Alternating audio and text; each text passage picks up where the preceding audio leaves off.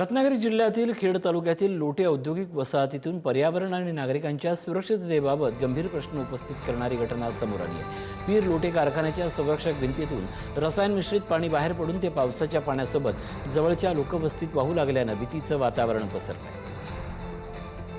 आपण आहोत रत्नागिरी जिल्ह्यातल्या लोटे औद्योगिक वसाहतीमध्ये।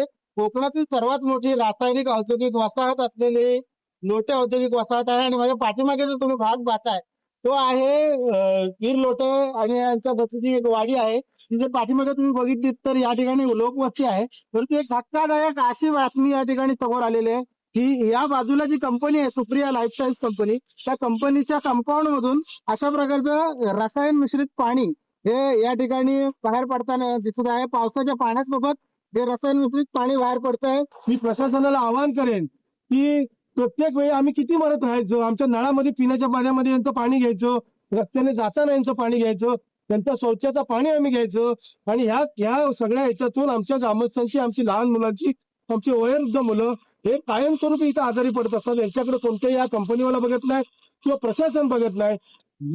पिण्याच्या पाण्याच्या योजना या ग्रामस्थांसाठी या ठिकाणी आहेत आणि अशा परिस्थितीमध्ये जर लोकांच्या जीवनासाठी आवश्यक असलेलं पाणी जर दूषित व्हायला लागलं, रसायनांनी दूषित व्हायला लागलं, तर त्याला जबाबदार कोण असणार आहे? प्रदूषण नियंत्रण महामंडळाचे अधिकारी काय करतायत? या ठिकाणी जे औद्योगिक सुरक्षितता विभाग असेल किंवा औद्योगिक विकास महामंडळाचे अधिकारी असतील ते काय करतात? अशा प्रकारचा संतप्त सवाल आता नागरिकांमधून उपस्थित केला जातो। पुढारी न्यूज साठी अनुज जोशी, पेठ, रत्नागिरी।